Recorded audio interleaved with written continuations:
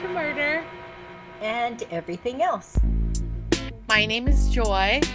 And my name is Cheryl, and Joy and I are two very old friends who are gonna chit chat about murder and what do you know? Everything else.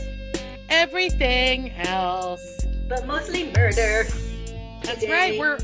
We're going back to murder today. Oh boy, because I I'm know that's going what. back to murder, to murder, to To murder. murder. We're going back to murder. I don't That's think so. right. Well, just a disclaimer again, we say it every show, but I feel like we have to say it every show. This is not a show for kids, but um it is sometimes funny. So, if you like funny shows about murder, this is what you definitely should be listening to. Funny shows about murder that are not for kids. You That's found it right. right here, folks. Right here. You know, in Spotify, it has this thing, it says like, click here for other Yeah, podcasts yeah. like this one, Similar. and there's none. We're like the only podcast We're out there so. where you got a couple of knuckleheads talking about murder and everything else. Yep. Pretty funny. Well, I just want to say, since Cheryl and I are obviously, just doing our thing, enjoying being creative, and we love this process. And we're doing it obviously not because we're making a paycheck or anything like that, but I never listened to podcasts before I made a podcast.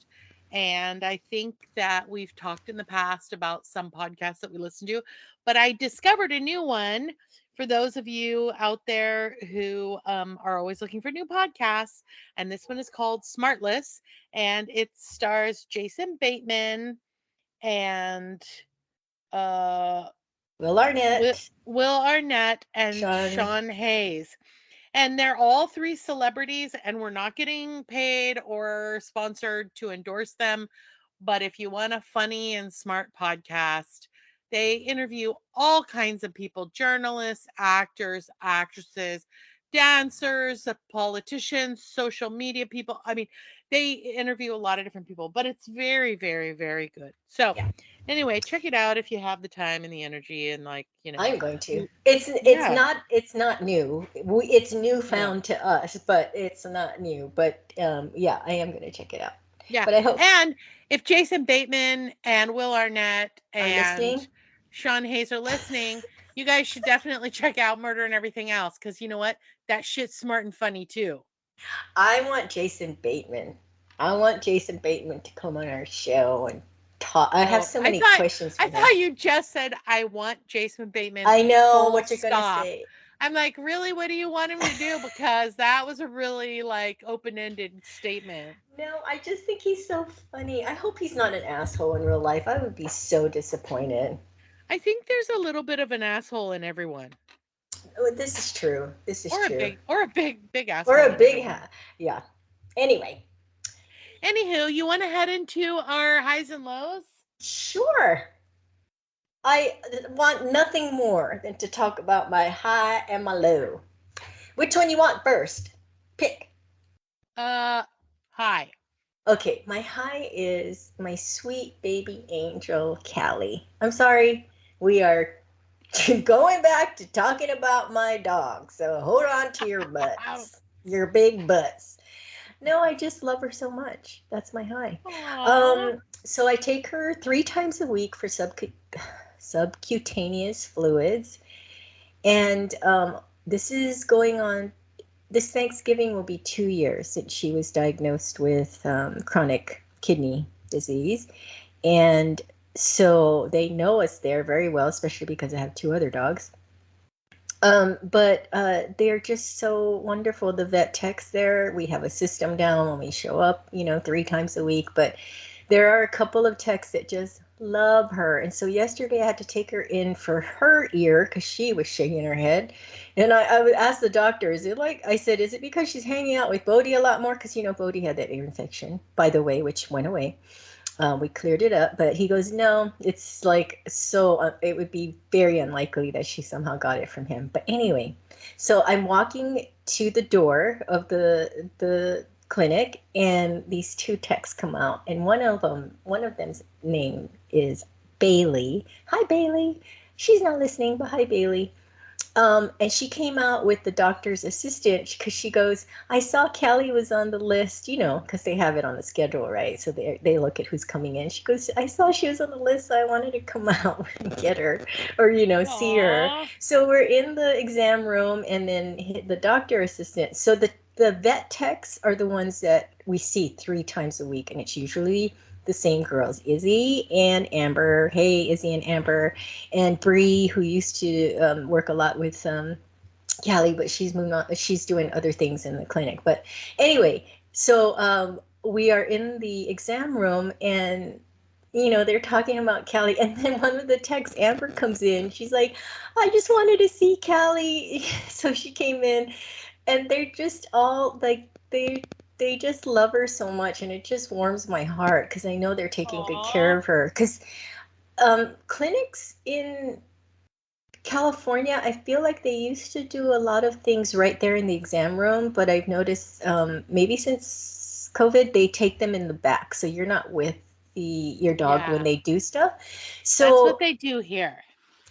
yeah, so I feel like I know that she's in really good hands, and they're treating her really, really well, and even more than that, they just love her. I mean, I called one time to talk to the pharmacy, and I was talking about when I was going to pick it up, and I said, I think it was meds for Jet or Bodie, and I said, well, I'm coming in with Callie for fluids tomorrow, so I'll pick it up then. And she's like, is she the one with that little resin dog tag? I said, yeah. She goes, oh my God. I mean, she's famous there. The doctor walked in Aw. yesterday, and I don't know this doctor. He's new there and new to me, but he walks in, and there's all this, hubbub or hullabaloo, as Kevin and I like to call it, with the girls, and he's like, "Is this the celebrity?" And Aw. yeah, it's just really sweet. It's very sweet. They'll go out of their way to come and say hi to her if they know she's in for at that moment. And yeah, the two Amber and Bailey were talking about. Amber said we were talking about what kind of dogs we like, what breeds, and Bailey said, well, I don't think I would get a Cocker Spaniel. And no shade to Cocker Spaniels or anybody that owns them. I didn't say this, but and then Amber said, well, Callie's a Cocker Spaniel. And Bailey said, but Callie's Callie. And it's just so sweet. And Callie does this thing, and I heard it from the tech Bree, who used to give her fluids a lot for that first year. When Callie's done, they have her on the table. They have an assistant holding her, and the other one administering the fluids. And when they're done, and they pull the needle out, Callie would basically jump. She'll like move herself over to the end of the table and turn her body so it kind of like, okay, pick me up. And so it's really, really cute. And Bailey was like, that's my favorite thing that she does. Aw. But it's really sweet, and I just love her so much. She's the love of my life. Don't worry, Kevin knows that already. Um, and I can't help myself but buy stuff for her. Oh, I have a problem God. like your shoes. So I just ordered, it's these resin ID tags. I buy them on Etsy. They have these cute little beads and whatever, and you can request colors and beads. So I'm having one made that's mostly sunflower beads, and with her name, and her name is in beads, which I love. So I bought Oh my another God. tag. Kevin, don't listen to this. I bought another tag that she doesn't need, but I can't help it. I love her so It's like much. it's like you're buying her Tiffany's jewels. Exactly. Well, it's like having a daughter, right? You want to buy stuff for her. And also because I don't Yeah, but know. then there comes a certain point where you're like, "Oh, stop buying shit." Well, and then it's like you can buy your own, but she can never buy her own. And I Oh, don't that's know how true. much longer she's going to be with me. So that's also my justification. I'm like, you really shouldn't be buying a little tag. And I'm like, but I don't know how Or long. you could every dog you get for the rest of your life, you could name Callie, and then they could all wear this stuff. Very good, very good. But I'm not going to have any more because it's too heartbreaking when you have to lose them. Um, and also very, very expensive. Okay, so that's my high. Just know that your shoe problem, I have the same problem with dog things. With Um, dog stuff. yeah, and then my low, 'Cause I'm not going to spend a lot of time on this, but my surgery is coming up, so I have to do Oh all my my God. legwork now. All my legwork. I have to call. I had to ask what the doctor fee is going to be, the hospital, and the anesthesiologist. Even though they're all working together, it's all separate. It's all Yeah. separate billing, all separate claims. It's a pain in the ass. And this morning I told Kevin, you know what? I should start a business where my agents are the one contact for the client.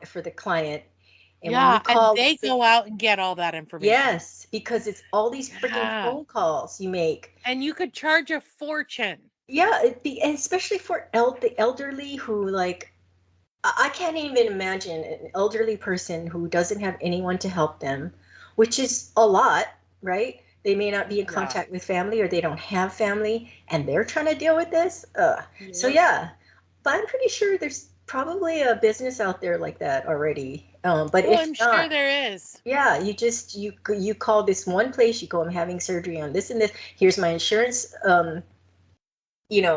my member ID insurance information, and that agent goes out and contacts everyone so you get a true and accurate quote of what you're expected to pay. Because back in the day, well, and this has happened recently to someone I know, they went and had a procedure done, they were quoted something, and then, okay, la di da, they get the thing done, and then weeks later they get the anesthesiologist bill for 2,500, and they're like, I'm not paying this. Nobody said Whoa. anything about, yeah, and that happened to Kevin a while back, and he told the doctor, I asked you what my out of pocket would be, and you told me X, Y, and Z, and then I get this bill from the anesthesiologist. You never mentioned that, so the doctor ate it.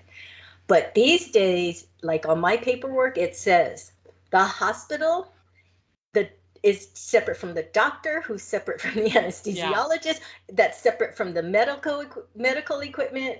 And then I called and I said, what's the DME? That's the something medical equipment. um anyway, and the girl goes, for your surgery you just need a walker. And I said, I have a walker. And after I got off the phone, Kevin goes, you sounded so proud to have a walker. I was like, no, You're I was like, just excited. It was I like, have diapers already. anyway, Yay. oh my God. That's, yeah, the whole health system has got to be revamped. That's all I got to say. That's Anyway, right. And let's move. you're the lady to do it. You're very organized. Guys, when Cheryl and I used to work together, she was so organized. That's why when I met Cheryl, one of the reasons why I was like, we're going to work very well together because I was a hot mess and she was organized. So there. I was No, so scattered. Remember, there would be like reports due and I wouldn't have even started them. I could throw a report together in like 20 minutes. yeah, you're good Anyway. on the fly. Yeah. Well, what's your high and low? Well, I am going to start with my low, which I don't usually do. But yesterday, my oldest child's school was under another shelter in place order. What? There was a report of an armed and dangerous person on campus. It sent the campus into a second scare in less than 3 weeks. The suspect was later arrested on Wednesday afternoon in connection to the incident. Like Oh I my God, said, less I than didn't three know weeks this. after a gunman shot and killed a faculty member on campus. Um, so for the second time in 3 weeks, and I'll talk about it in my high, but I'm not at home. I'm not on campus. I'm not near campus. I'm actually quite a ways away. And I'm getting a lot of text messages from people who are concerned and from my child and from my spouse. And, I am, and again, the, the, um, the temporary shelter in place was not because somebody was caught carrying a burrito across campus or somebody was caught eating french fries in a cafeteria. It was because they were an armed and dangerous person. And I know this is not a political podcast, but I ask you, what were the two common things in the two incidents that happened in the last 3 weeks? Right. So So Again, like I said, this is not a political podcast. I am not a political person. I don't want to alienate anybody who's listening to this, but do the math, people. Just do the flipping math, put 2 and 2 together, 2 and 2 equals 4. And if you come up with a 4, you know what the commonality was. So we need to do something about it and stop this stuff from happening. I I mean, can't. You didn't tell I me. can't you know what, Cheryl, it's like, again, it's like, I don't, I know I didn't say anything. And also, and this was the other thing was that made me realize that a much like much fewer people responded because obviously the person who was armed and dangerous did not shoot anyone.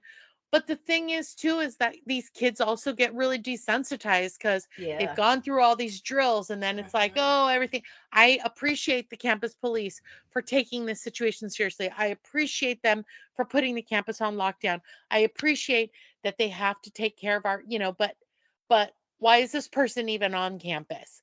Why So were he they was. why ugh, Was he so walking frustrating. around with the gun out, and that's how he was Well, I guess they detected? saw him either with it on his person. It said around 2:45. It was a 27-year-old male. He was arrested in a neighborhood near the campus. Um, and apparently he's also wanted on outstanding warrants from alleged assault on September 5. So there was some other issues with this person, but I just yeah, it's just it's too it's too much for me, It's too too many. commonplace. It's It is. disturbing. Like, what the It fuck is is. happening? It's disturbing. So that's all I'm going to say about that. But I don't want to have any more of these lows this year. Like, I'm Right? done. I'm done. I'm through. Let's not have any more of these lows. My high is that on Monday, Tuesday, and Wednesday, which means nothing to our listeners, but they are 3 days of the week. Um, That end with I, J. yeah, I went on a girls' trip up to the mountains with a couple of girlfriends. Girls trip. Thank you, Teresa and Chris. You know who you are, even if you're not listening to this. Thank you for a nice 3-day getaway, for some fun laughs, for safe travels, for just, all together like a chance to kind of get away and recharge my batteries. I'm on a week's vacation and it was just nice to like all the little things that you do when you're home. Like, I walk the dogs every morning and I go in the yard and pick up the poop and I scoop out the cat box and I do a lot of the chores around the house and I send off any bills that need to be paid and I blah blah blah. All those little things that you do, the myriad of checklists that are constantly running through your head. And Mm-hmm. when you leave home, you get away from all that. And Yep. so someone else has to do it.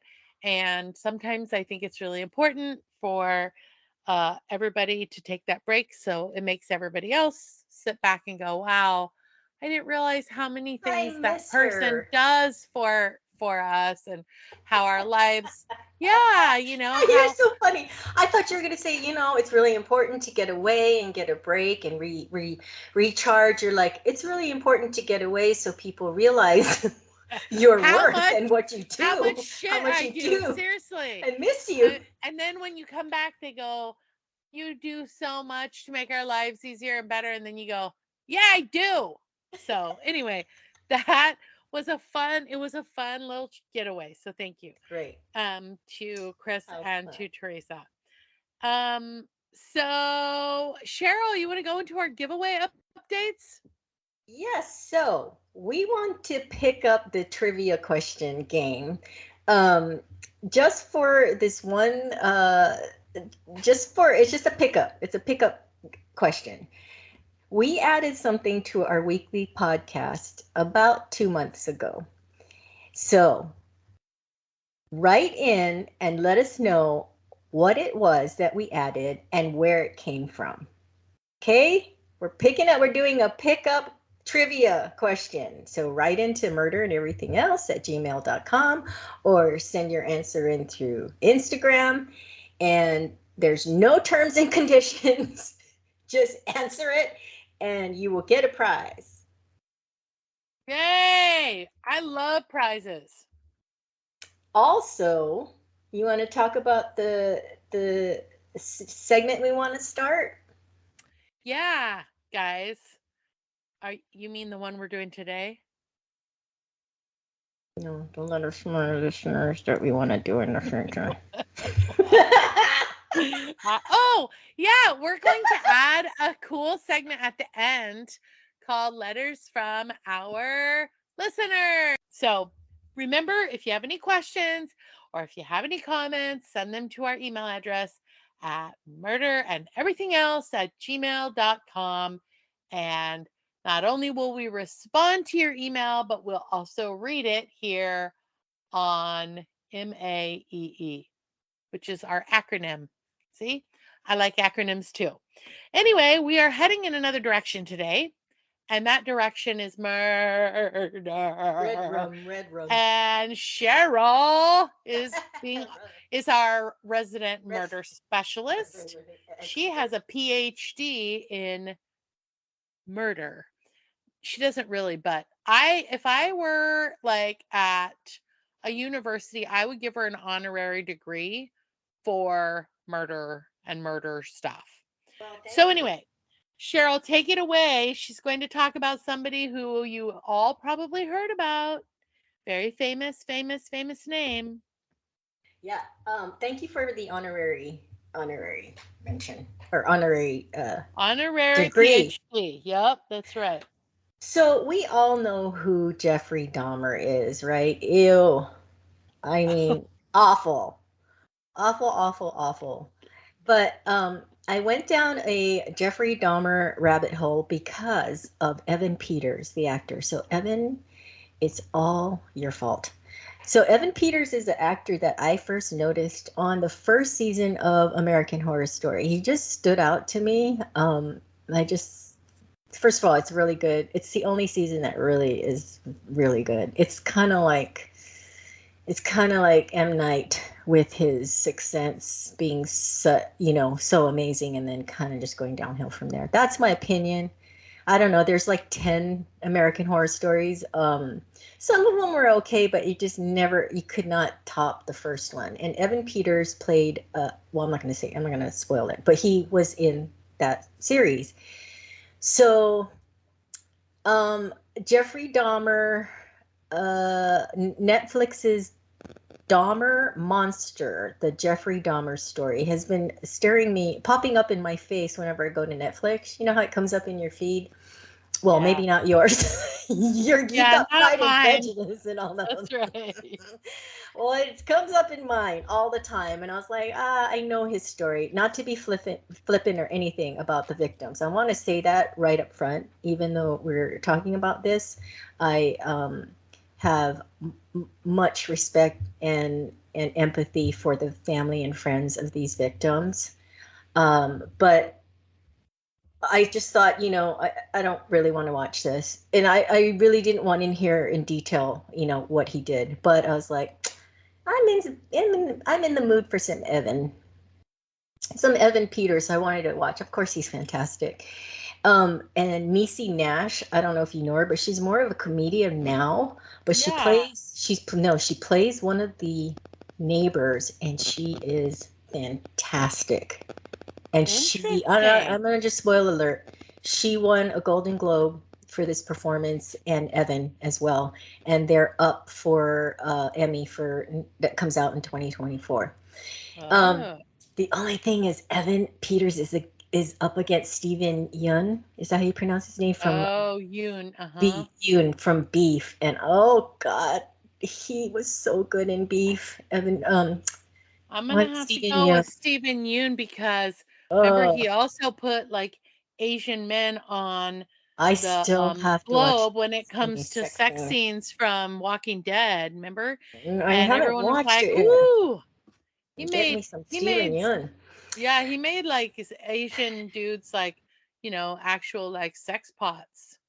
Yeah, well, ooh, it's so hard because I love Evan Peters. It's amazing he won the Golden Globe because there was talk of, he's so great, but they're not going to give it to him because he's playing this awful person. But you know, he's acting, and that's what the award is for. And so I am thrilled that he got a Golden Globe. But oh, for the Emmys next year, I don't know, because Steven Yeun is so good in Beef. You haven't watched it all, have you? I only watched the first episode. He is so good. I Oh, got to go back to it. But right now we're in the middle of Ted Lasso, and I got to tell you, I am loving me some Ted Lasso. you see, everyone, Ted Lasso comes up in her feed. Jeffrey Dahmer comes up Love, in mine. love. Okay, so let's talk about Jeffrey Dahmer. So, I mean, we all know him, you know, but I know that you're all thinking, I would really like to hear more about him and his background. I know that's what you all have been missing from your Yeah. lives, and so I am here to satisfy your questions. My sources were Netflix's Dahmer Monster, the Jeffrey Dahmer story, also Conversations with a Killer, the Jeffrey Dahmer tapes. I mean, he is interviewed, you can hear him speak his own voice. He is so candid. He is very candid, which is chilling, but also at least he answered questions. So there were no questions, unless he was lying. But you know, a lot of these serial killers, they're like, I didn't do it, or they just look freaking crazy. That's the thing with Jeffrey Dahmer. He does not look like a Manson or a Gacy or a Night Stalker. Remember Richard Ramirez with flashing the pentagram on his hand in court, just like psycho? They said he smelled, his breath smelled like death. um, Jeffrey Dahmer really doesn't look like that. And that's one of the chilling things about him, or probably why he was able to lure people to his apartment and house and things like that. But I also used Wikipedia and I used numerous websites. Can I just tell you that I've been watching Jeffrey Dahmer related things for like 5 days straight. Oh my Because I God. watched the Netflix series and then it would, while I'm watching it, I would look things up. And then I'd stop and I'd go to YouTube where they actually have some of the trial, the real trial. So yeah, so then I went down this rabbit hole and then I was dreaming.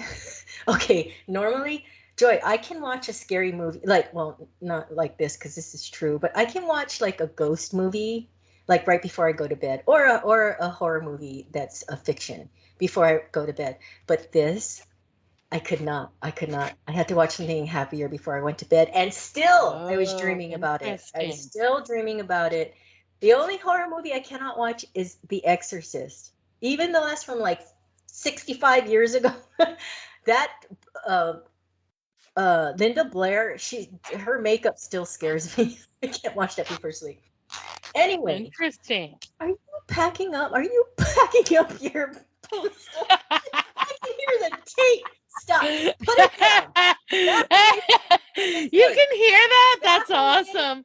I Yes. was Oh my zipping a God. zipper back and forth. I didn't think you could hear it. Oh, I it sounds just like you're sometimes reading I have to, guys, I fiddle. don't know if you know this Oh, yet, have you? but I have some ADHD, so Oh, yes, sometimes they know. fidgets, like when I fidget, sometimes it helps me concentrate. Okay, can you fidget quietly? Because it sounds like you're packing up a. I'm taking my pants out. I'm opening my pants and closing them. Zip, zip, zip, zip. It's not that kind of show, Joy. Oh, Okay. now you tell me. Okay, so all right, we're gonna have to bring this down to a more serious tone because I'm gonna talk about all the victims. I'm just gonna run through them really quick. I was trying to decide whether I would, but I do want to give my respects, like I said, to the families, and my sympathies, honestly. Um, so June 1978, I'm going to call him Dahmer uh, throughout this episode. So Dahmer picks up his first victim, Stephen Hicks, as a hitchhiker 3 weeks after his high school graduation. Wait, was it Stephen Hicks graduation or Dahmer's Oh, graduation? sorry, Dahmer. So Dahmer just graduated, and he picks up Steve. And I'm going to get into this one. So Whoa. hold on to your butts, your guts, your nuts, and your butts. And your what? Your futts.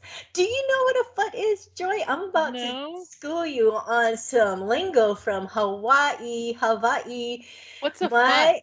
My Hawaiian family and friends are going to be cracking up, although only Noreen listens to this.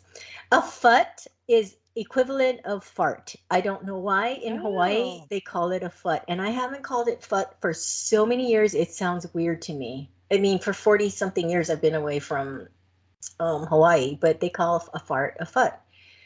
Huh. Okay, so you learn something. You see the valuable information you all get from listening to our podcast. Yep, Now you that's know what a Dr. fut is. Cheryl. Dr. Cheryl That's with her right. honorary PhD. So hold on to your butts, your guts, your what did I say? Your nuts Your and your nuts and your foot. butts. Your futts. F-U-T. Okay. So he picked up his first victim in June of 1978, Stephen Hicks. 9 years later, in 1987, Dahmer claimed the life of his second victim, Stephen Tuomi. Why did At he that, wait so long between his first I victim think and he his was. second? I think he was trying to get a handle of him on himself. Also, I'm going to go. So what I'm going to do now is I'm just going to quickly run over the run through. That's a bad choice of words. I'm going to run through the Run over. victims.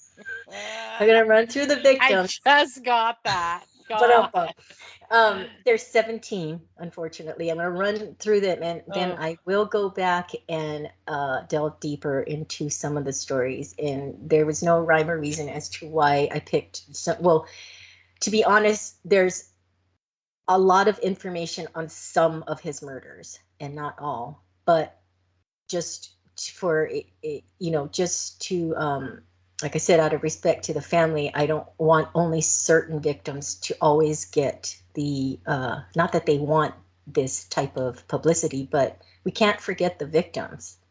right. So 9 years later, 1987, he kills Stephen Tuomi. Dahmer was living with his grandmother at the time, so he couldn't take this guy Steven back to his house, so he took him to the Ambassador Hotel in Milwaukee. 1987, after killing Tuomi, Dahmer switched up his tactics and began actively pursuing his victims. He lured 14-year-old James Doxtator to his grandmother's basement, promising him $50 in exchange for posing for photos. That was a common MO. He would offer the money for photos. 1988, he lured Richard Guerrero to his grandmother's basement, again offering him $50 if he promised to spend the rest of the night with him. He drugged him with sleeping pills before strangling him and dismembering his body. 1989, just 2 months after being convicted of second-degree sexual assault against a 13-year-old boy. Remember that Dahmer was able to strike again, given that he was not forced to serve any prison time. 1990, Raymond Smith was a male prostitute and the first person Dahmer murdered in his Oxford apartment. Dahmer lured him there with the offer of $50 in exchange for sex before lacing his drink with sleeping pills and strangling him. And for the first time, he took Polaroid photos of his victim in various suggestive poses before dismembering him. 1990, Dahmer lured Edward Smith back to his apartment where he drugged and strangled him, but due to missteps was unable to retain any parts of his body, meaning Smith's remains were never found. 1990, after encountering Ernest Miller outside a bookstore, Dahmer lured the dance student back to his apartment. This time he only had 2 sleeping pills available, so he murdered Miller by slashing his carotid artery, which caused him to bleed out within minutes. He kept parts of his body which he allegedly intended to eat later. 1990, Dahmer met David Courtney Thomas near the Grand Avenue Mall, where he lured him back to his apartment with the promise of money in exchange for posing nude. He laced his drink with sedatives, but reportedly felt no attraction to him, so he intentionally didn't retain any of his body parts. Thomas's remains were never found.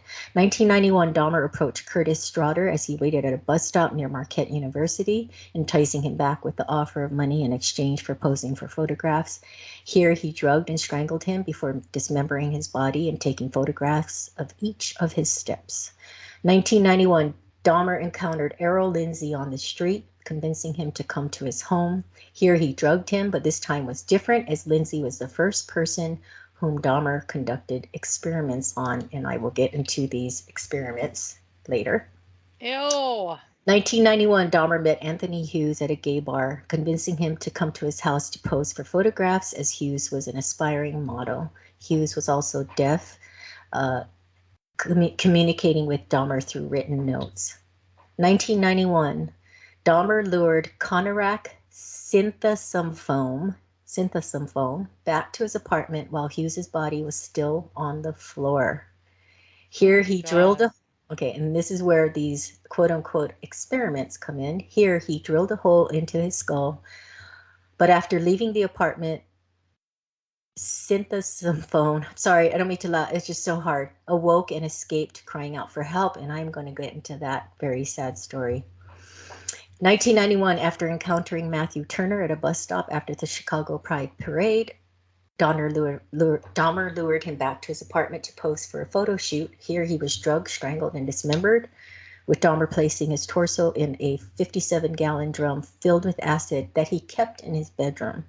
1991, Dahmer met Jeremiah Weinberger at a gay bar in Chicago, where he convinced him to come and spend the weekend with him in Milwaukee. Once there, Dahmer drilled a hole in Weinberger's skull and poured boiling water in before also placing his torso in the drum.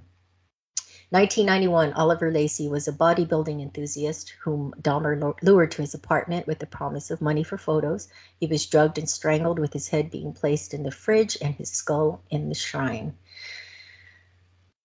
1991, Dahmer's last victim, Joseph Bradoft, was a father of 3 from Minnesota who was looking for work in Milwaukee. He was left on the killer's bed for 2 days before being decapitated, with his head placed in the fridge and his torso in the drum. Ooh, okay, so Jeez. yeah. So I have Dahmer's, go ahead. I have Yeah, I have a couple of yeah, I'm questions. sure you do. I have so Many many. I'm questions. gonna need to throw up, but when I get back from throwing up, I'm gonna ask you a couple questions. Okay. So my first question is, what did he do with the body of the guy from the hotel and his grandma's place? Okay, so that yeah, I can talk about that now. So that was what did I say? I'm sorry, it's no disrespect, you guys, if I don't remember their names. There's so many and so much information. Okay, Stephen told me. So he was living with his grandmother at the time, but he picked this person up, didn't want to go back to his grandmother's house.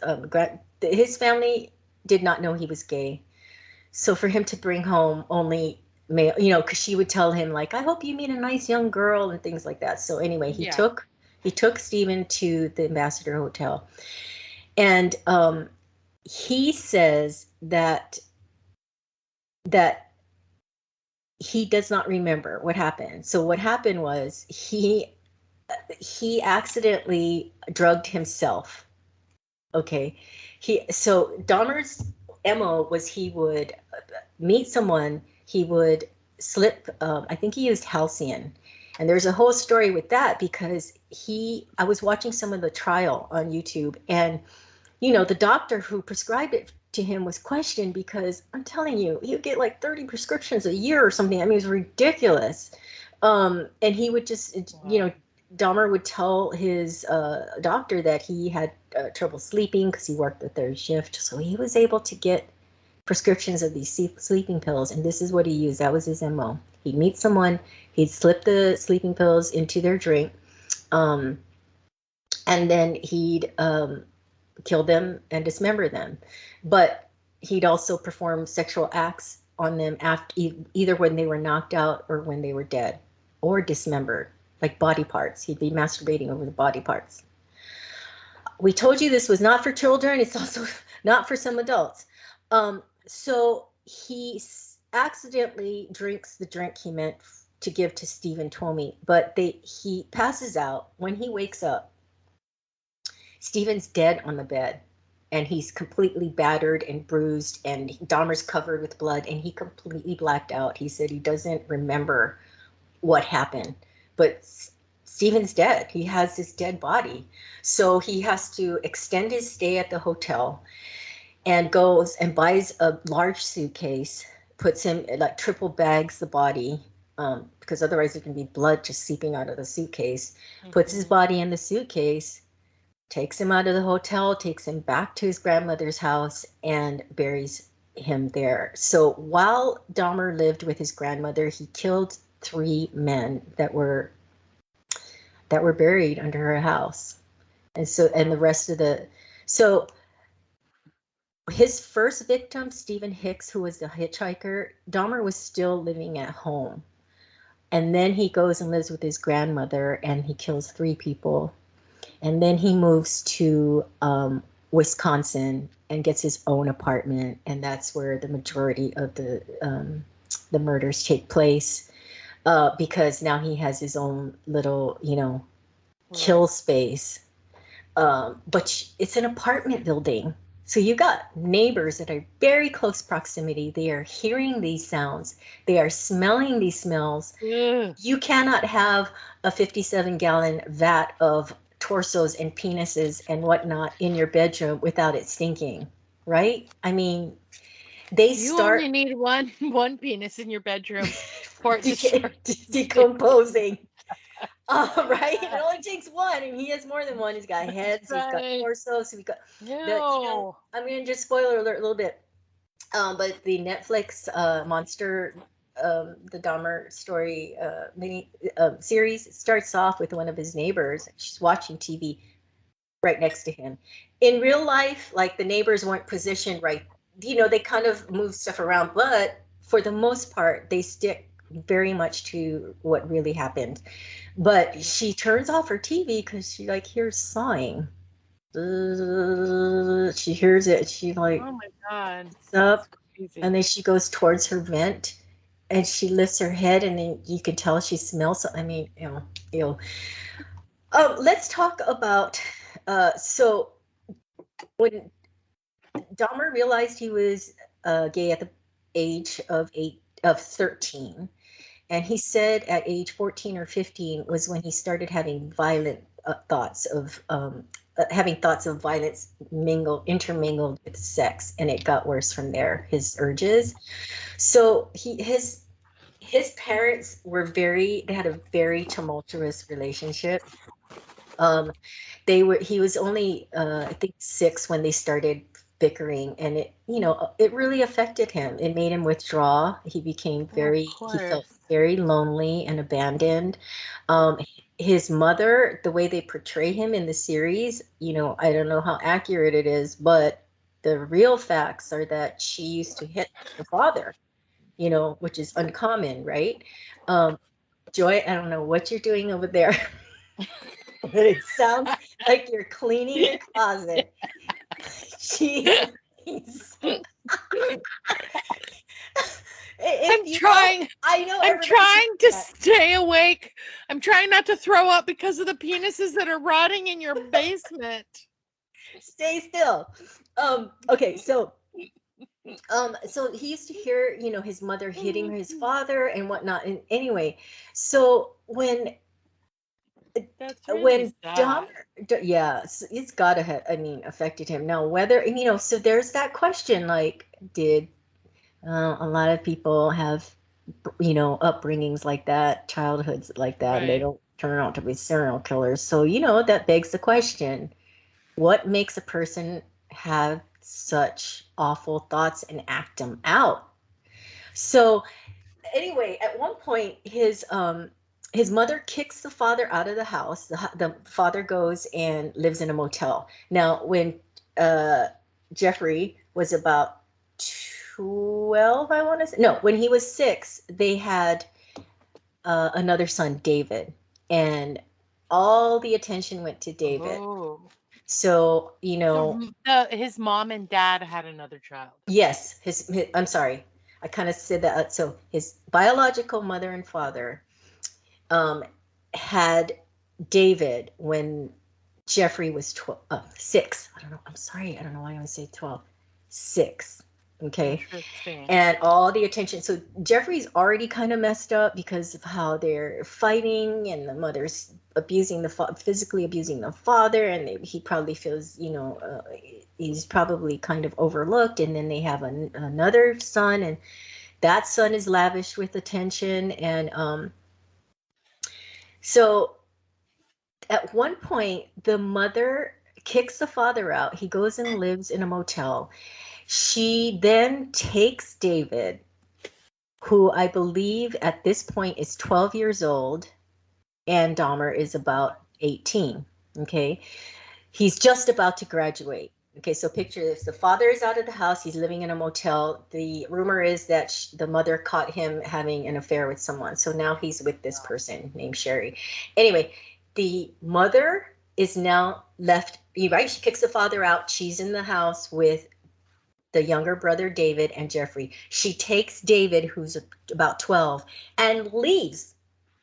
And Jeffrey's there all by himself. He already feels abandoned. Now he's She doesn't literally abandoned. she doesn't say like, your brother and I are going to Disneyland. We'll see you in a couple of months Well, or um, days well, the or father. weeks. So the father. So in the series, and I don't know how accurate it is. She says, "I'm going for about 3 weeks."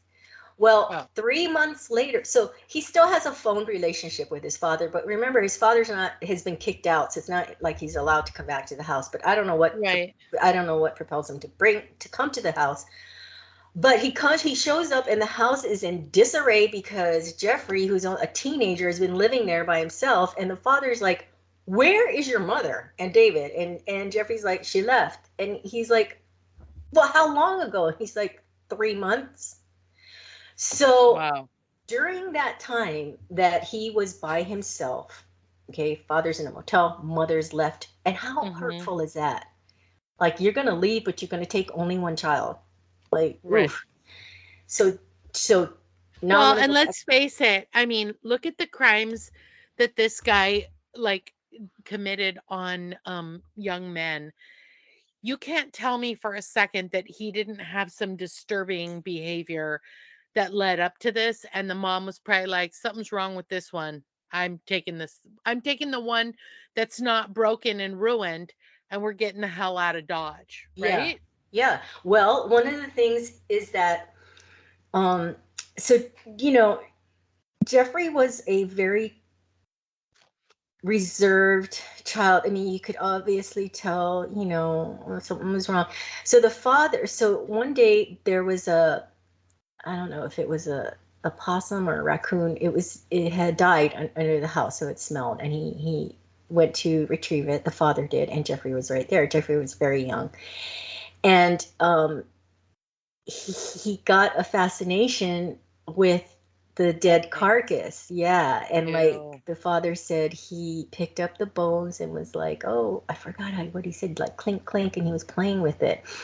And that led him down a path of finding roadkill, taking it out to Ew. the woods so no one would see him, um, and and really dismembering it. He was fascinated with the way the organs looked, the shininess of it, the consistency, and I'm sure it stunk like hell. But that's where he did. They talk about serial killers and animals when they're young. Now, he says he didn't kill them. He would find roadkill. Um, but anyway, yeah, I don't believe it. yeah, probably not. I mean, although he's very, very candid when he's caught and Also, interviewed. the other thing is his fixation with with the young men that he would kill, he would also like, masturbate and stuff to that. I remember hearing that, like to their organs or to their dead bodies. So that behavior, Actually, I think that behavior started probably when he was a teenager. yeah. He would Uh, probably catch animals, kill them, dismember them, and then like jerk off Joy, because he was like, you know. hello, my name is someone. Just someone told you So 5 minutes ago that he used to masturbate to the body parts. Lord have mercy. Lord help me. Okay. Okay. Woo! All right. Hello. because Joy isn't. All right. Welcome to our podcast. Oh, If God. this is your first day, you'll probably want to find a new one. This is where Cheryl gives Joy information, and then Joy, like a light bulb went off, like she's hearing, like she's thought of it all on her own. Comes up with it 2 minutes later. First, it's like Someone told me that he used to masturbate to the body parts. oh Okay, god, so that's too good. so he always had a fantasy about picking up a hitchhiker. So when he's by himself, Haven't we all? so he sees Stephen Hicks. This is the first guy he kills. Now he says it was an accident. Now he's he sees the hitchhiker. Stephen's got his shirt off. He has he has a type. They have to be kind of muscular and good looking, which is also Joy's type. But so he picks him up, and Steven says he's hitching a ride to get to a concert where he's going to meet up with a friend, and Dahmer convinces him to go to his house first. So they go back to the house. Dahmer gives him a beer. Now at this point, Dahmer has not adopted the slipping them a Mickey. He's just he doesn't intend to kill him, is what he said. He just he at 14, 15, he starts having thoughts of violence mixed with sex, and then he has this recurring fantasy about picking up a hitchhiker. So he's got it now. He's got this beautiful guy, has him in the house, and then after a while the guy's like, hey, I gotta get to the concert. I'm meeting a friend there. And so now Dahmer is like, he is panicking because he doesn't want this person to leave. So he hits him with a barbell. And I thought you said that he blacked out and he doesn't remember it. no, there's two Stevens. Oh. Stephen Twomey was the one that was See, I'm at the paying hotel. attention. Kind of. Because I already talked about that story. No, it is confusing, Stephen, and it's not fun. Stephen Twomey was the one that was at the hotel. He put the suit in his body in the suitcase and then took him to his grandmother's house. Now I'm going back in time. I am going to be bouncing around because it was just too much. Great. So pay attention, Joy. Yeah. This is before he really this is his first kill. I'm going back to his first kill. So he picks up Stephen, and Stephen is like, listen, man, you gonna give me that ride? Because my friend's waiting at the concert. Dahmer picks up the barbell, hits him on the head, and strangles him with it. Okay. And again, this is his first murder. So now he's feeling very excited. He can't believe he's actually doing it. And he puts Stephen's body under the house. Then he panics. So he dismembers Stephen. He kept the head for a while, masturbated to his decapitated head and body parts. He puts the body parts in the car. This is one of those tragic, it is his story, and his victims' stories are littered with, he almost got caught so many times. It's so tragic. He puts the parts in the car, the body parts in the car. It's his first murder now, in trash bag. And he's going to get rid of it. And while he's driving, he's kind of weaving on the road because he's like, he just killed somebody. He's pulled over by the cops. They shine a light into the car, ask what's in the bags, and he comes up with this. I mean, he's a serial killer in the making, because anybody else would have freaking freaked out. You got body parts and the cops are shining their lights on it, and he calmly says, my parents are in the middle of a divorce. I couldn't sleep, so I'm taking out the garbage bag. In the middle of the night, early morning. And the officers believe him, so they let him go. So when his father comes back and he sees that, well, he must have also been a stickler for cleanliness, because he probably stopped to remember to put on clean clothes before he left the house with you know what I mean? Because if they'd pulled him over, excuse me, and he was covered in blood and guts, and they would have dragged him out of the car. Well, he had put Stephen's body under the house for a little while, and then so I'm sure he put him under the house, cleaned up, and then panicked, then dismembered him, then took his body to dump it somewhere. So he probably was cleaned up. Okay, So this is his first murder. Then his father comes home with his soon-to-be stepmother, and he sees the house in disarray. So the father moves back in, right, trying to help him. And throughout this, his father is trying to help him. And so his father sends him to college, Ohio State, and Jeff is a raging alcoholic. I think there are something I read that he started drinking at 12, but he's drinking heavily. He flunks out of college, so the father sends him into the army, and this is where he learns to identify different organs of the human body. And then he's discharged because of his drinking. So he moves back to Ohio with his father, and then his father, maybe he just couldn't take it anymore, but he suggests that Jeffrey goes and lives with his grandmother in Wisconsin. And this is, like I said, he kills 3 men. Then after that, I said I was going to call him Dahmer, but I'm talking about his father and his brother and everybody else. So if I say Dahmer, I'm talking about Jeff. So now, in May of 1990, he moves into Oxford Apartments in Milwaukee, Wisconsin. And this was during the height of the AIDS epidemic. So when all these Right. guys go missing, people don't know if they had gotten eggs. If they had gotten If they had bought eggs, if they or had if gotten a they, carton of eggs and just didn't come home.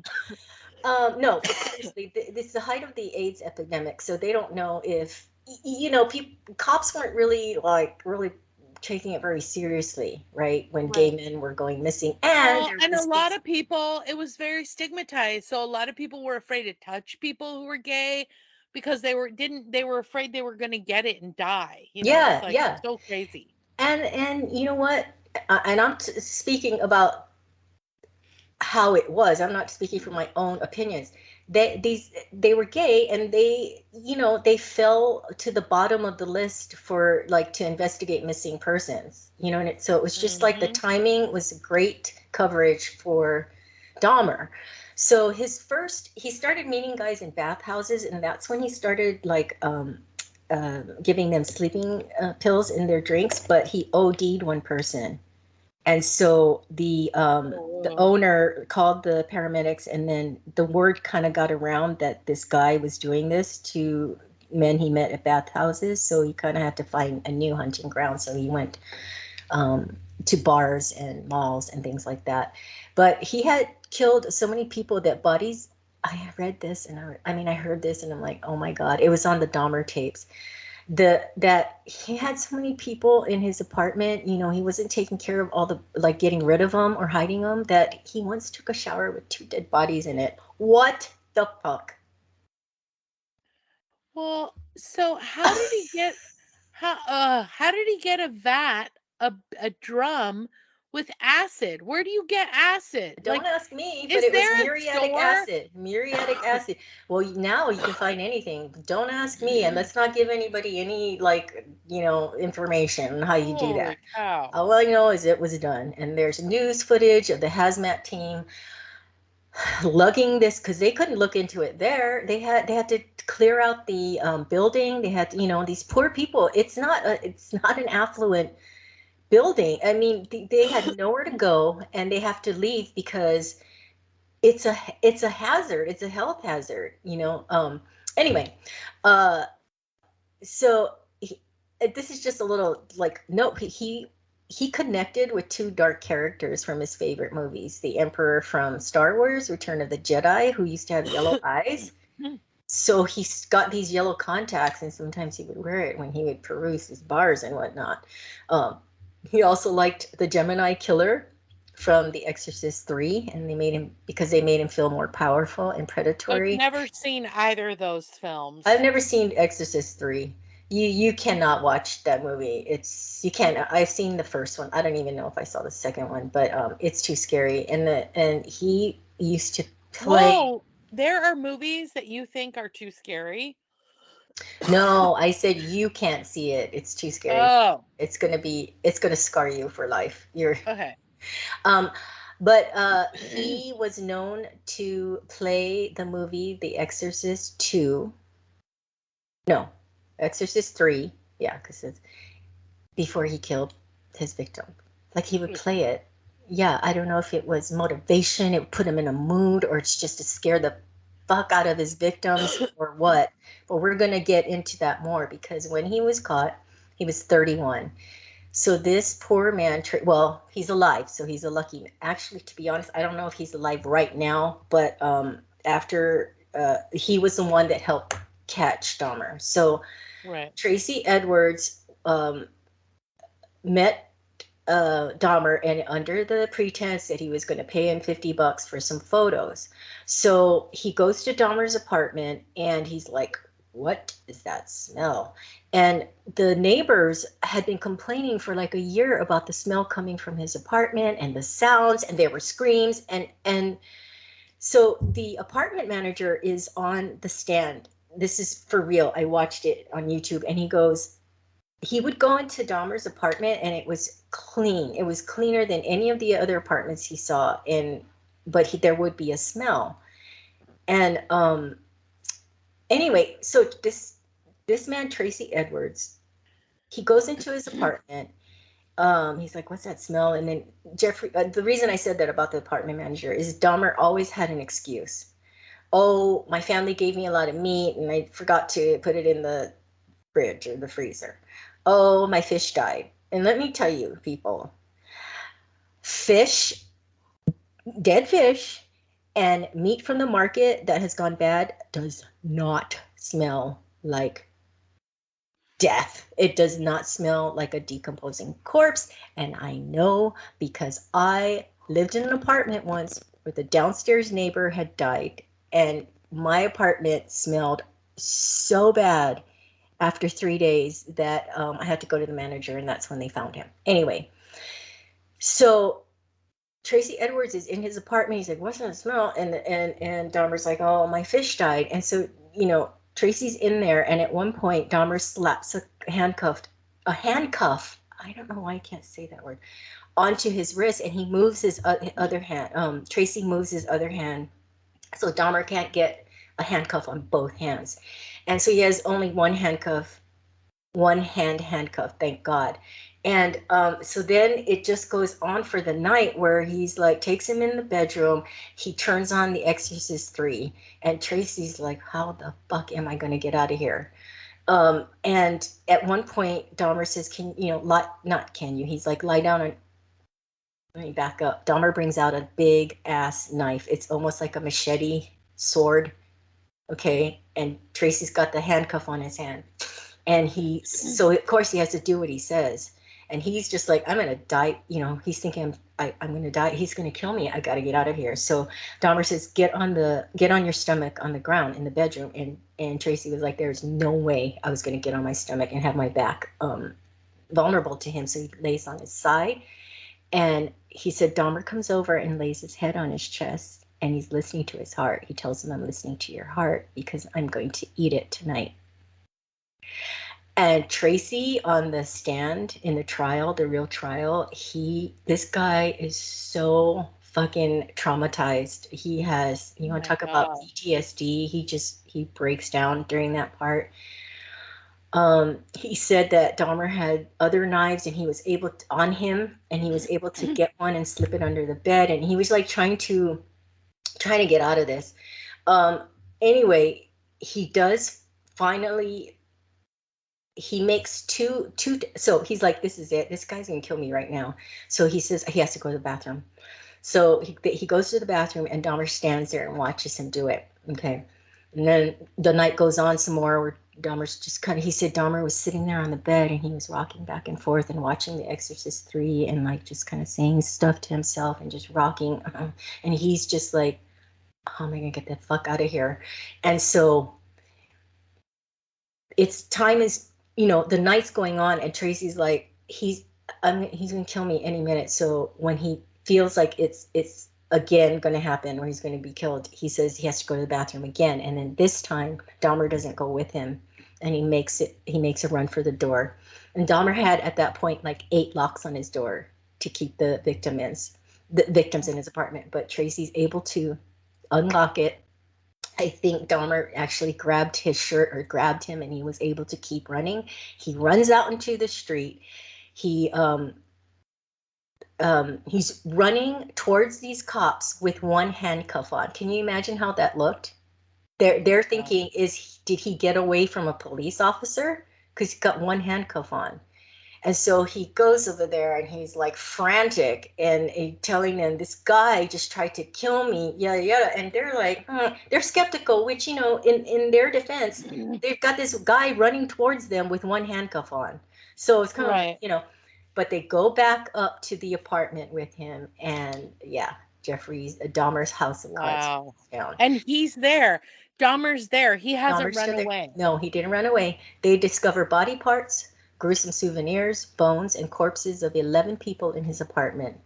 Oh my God. Head in the refrigerator, body parts in the freezer, skulls and bones in the drawer, a vat, the vat that I talked about of body parts in the bedroom. They also found all kinds of knives and saw blades and a hypodermic needle, an electric drill, and photographs. Penises, human hair, human heart in the bedroom, 3 intact skeletons that had been decapitated, and 11 human skulls because there are 11 people. So,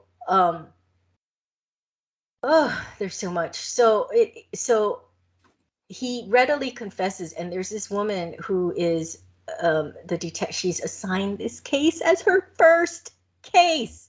She's like Clarice Starling. She said, I felt like Clarice Starling from Oh my God.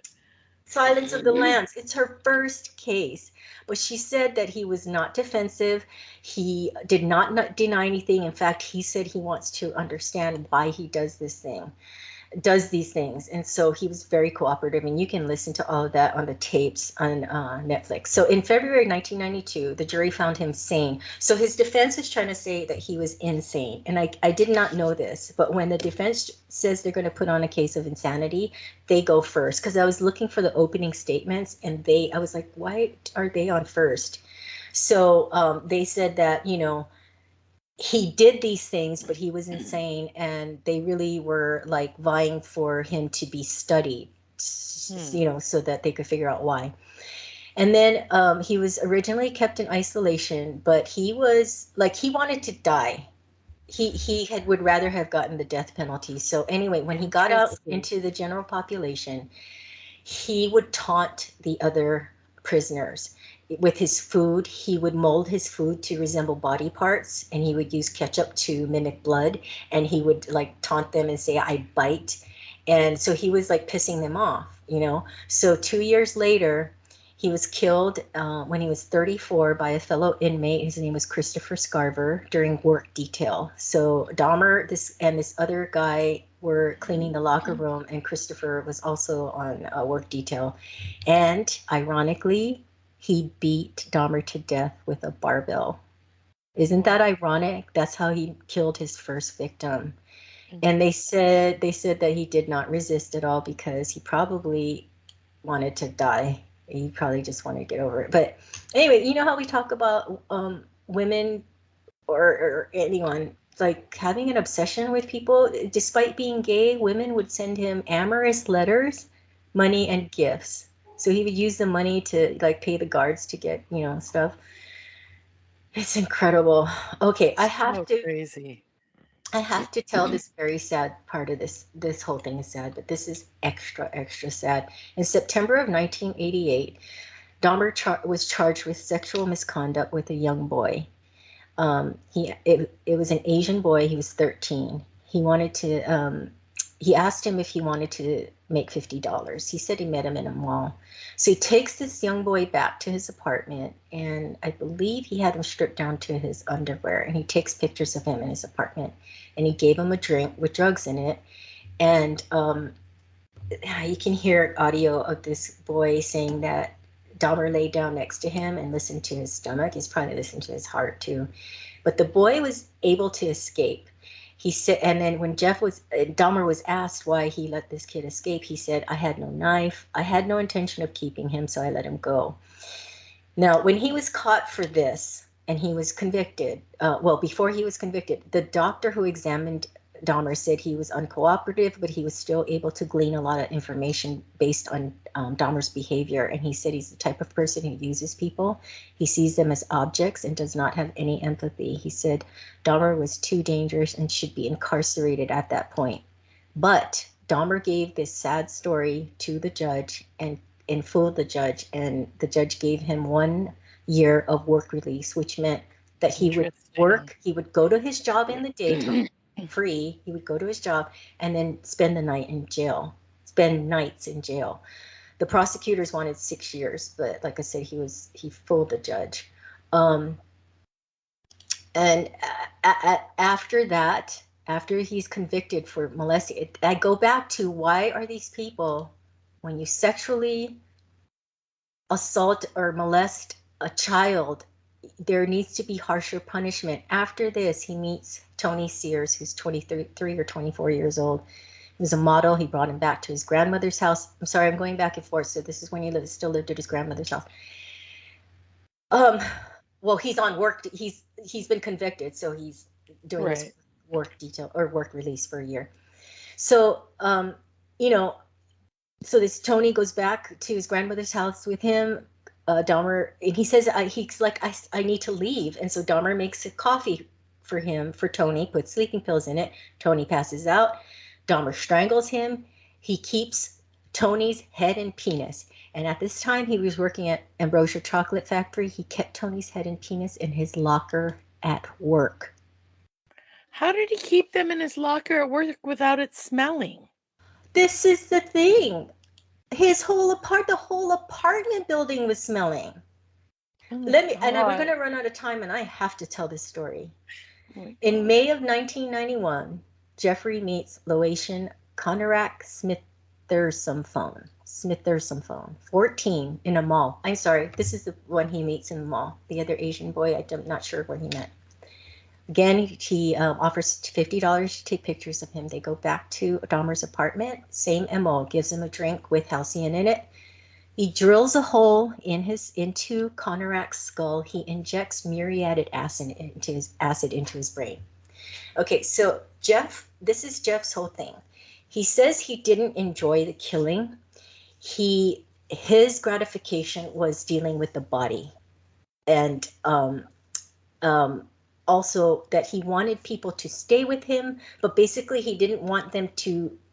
He wanted a zombie. He wanted them to be completely compliant but be alive. But he couldn't figure that out, right? Because they're going to leave. They're not going to be compliant, so he had to kill them. So he's trying to make them into zombies. So he drills a hole into this kid's skull. He injects muriatic acid into his brain. And Conorak does not die. The kid does not die. And when he's asked in his interview, wasn't there a lot of blood? He's like, no, he didn't bleed. So Conorak is not bleeding. He's alive, but he's groggy because he's been drugged and he has fucking hole in his head. Okay. Dahmer leaves him in the apartment. Dahmer goes out to get more liquor. And while he's out, Conorak runs out of the apartment completely naked, running down the street. His knee is skinned. There was reports that he had blood coming from his anus. 2 women see him and they call the police. The police arrive and they question Conorak. Now, he can't talk. He's got a fucking hole in his head and he's out of it.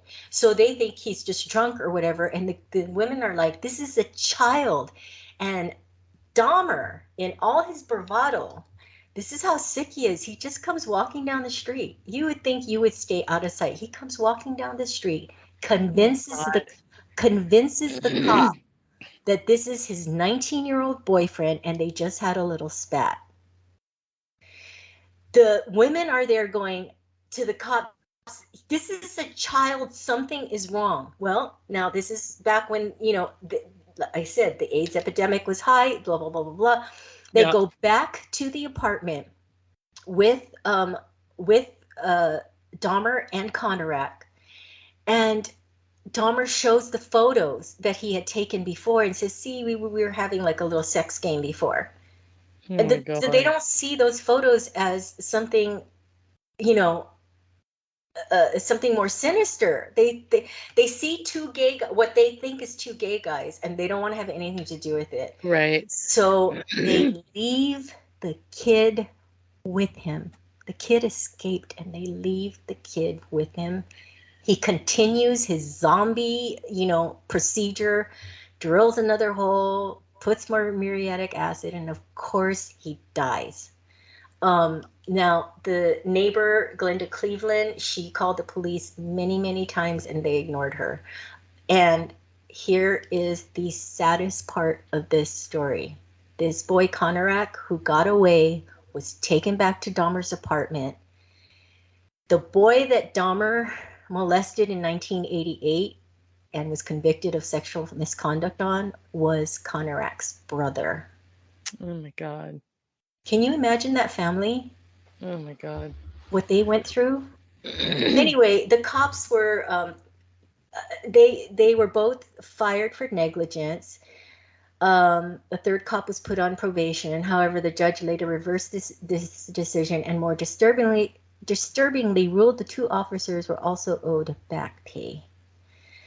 Far from being punished for his actions, Balzersack, which is one of the officers, would even go on to be elected president of the Milwaukee Police Association. Hmm. And just if you're wondering what happened to the apartment building, it was bought by someone who, because they were auctioning off all of his stuff, Dahmer's stuff, and someone was like, "That ain't right. That is not right Right. for the family." So he had a lot of money. He bought the building and everything in it, as far as Dahmer's possessions, and they tore it down. Woo! Good. You still there? So, yeah, whatever happened to his biological brother and his parents? Okay. His brother changed his, didn't want to have, you want to have the name Dahmer? Are Right. you Jeffrey Dahmer's brother? He changed his name and just stayed out of the public eye. So I couldn't So look up he's out and about. He just the is brother. not. Yeah. Yeah. The mother tried to kill herself shortly before Oh my Dahmer was God. killed in prison, but she wasn't, thankfully she survived, but she died of cancer later. And then the father wrote a book, um, a father's story, and in it he blames himself because he says he used to have thoughts of killing, Huh. which to me, yeah, which he never acted on. But I'm sorry, I don't have thoughts of killing. Do you have thoughts of killing? I think that's Yeah. pretty telling, don't you think? I mean, Yeah. It doesn't sound. Here's the thing. Like, obviously, something was seriously wrong with Jeffrey Dahmer. Um, that, and I'm not saying that like in every instance we need to throw the parents under the bus, but the little bit you told me about the dad, about the mom taking the brother and just yeah, leaving, and how she used uh-huh, to beat up the husband, and then the dad, uh-huh. nobody's checking in on this kid. He's basically on his, I mean, I'm sorry. There's a bigger story there that maybe somebody just isn't like turning over those rocks or something. I don't Yeah, know. I don't know what to think about that either, but it's just so scary. I mean, I can't imagine being drugged and coming to and not knowing where you are, like just being so out of it and then somebody doing that to you. Um, yeah, it's a very sick story, but like I said, I know you all were dying to know more about it, and so here I am to tell Wow. you. Did you know all this stuff before you went down this rabbit hole on Netflix or? Yeah, I did. One of the Conorak's story is very publicized because it was so sad. That he was Right. he escaped. He escaped and was I taken back. remember that. I remember like when this all broke in the news, I remember the story of the boy escaping and running away. And I remember kids talking about it in, I must have been in, when was he arrested? I must have been in 91. college. Yeah, I was in 91. college. Yeah. Oh, Wow. and then his brother was molested by Dahmer before that. I mean, how much can one family have? Ugh. It's just so awful. Anyway, there's so much. There's so much. Yeah, I don't know. I don't know about a kid like being interested in animals, organs, and I mean, he took a pig home.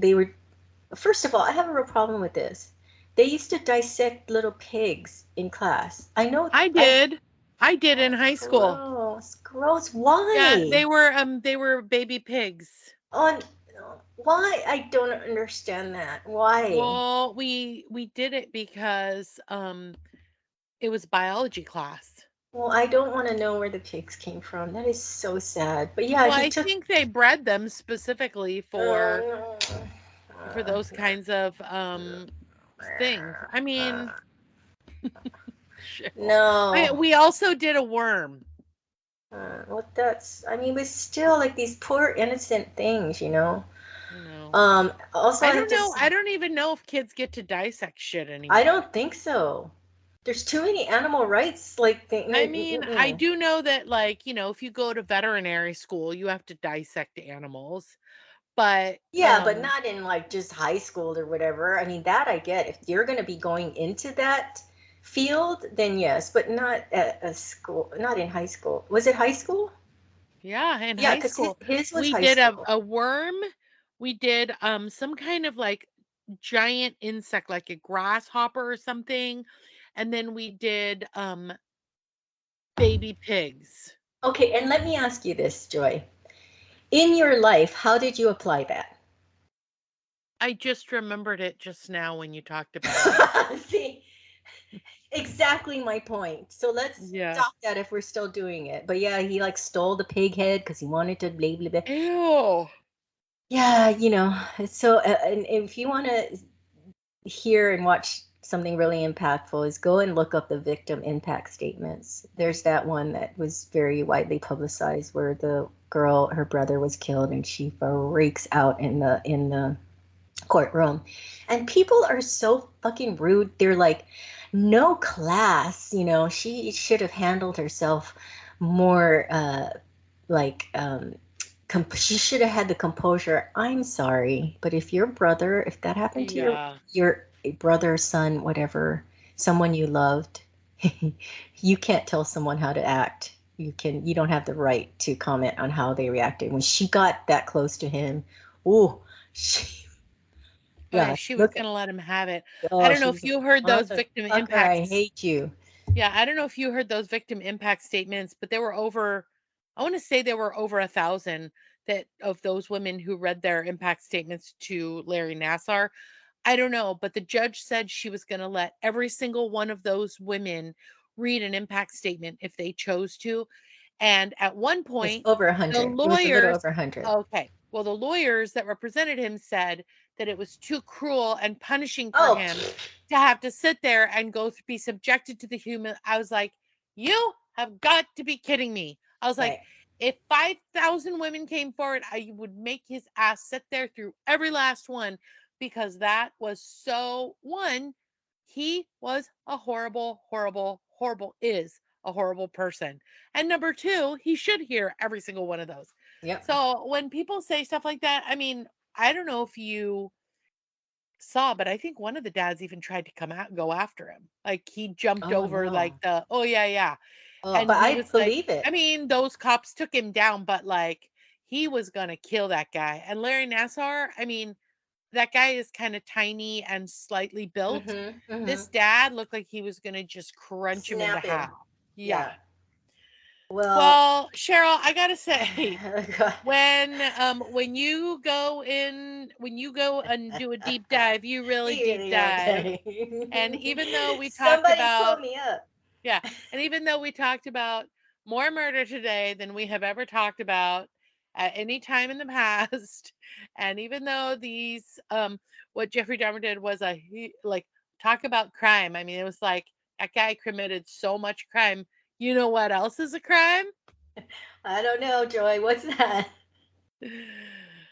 That how did he take that penis to work? I mean, my God. I Uh, know, right? In you a know what else is a lunchbox, I crime? think.